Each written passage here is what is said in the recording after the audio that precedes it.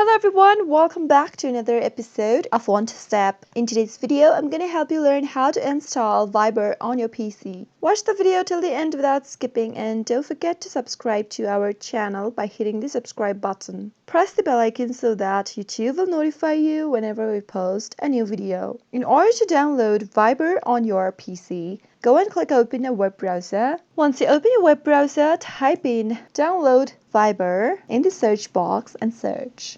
From the search results, you'll be able to see that there are multiple search results from where you can download the Viber application.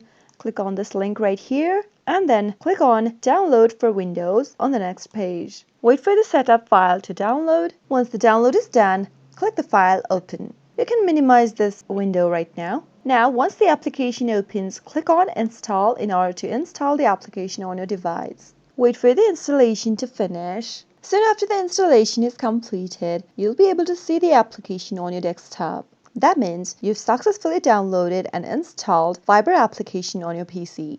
I hope the video was helpful to you. If it was, go ahead and give it a thumbs up. Feel free to comment down in the comment box if you have a question or a feedback for us. I'll be back soon with more tutorial episodes. Goodbye till then.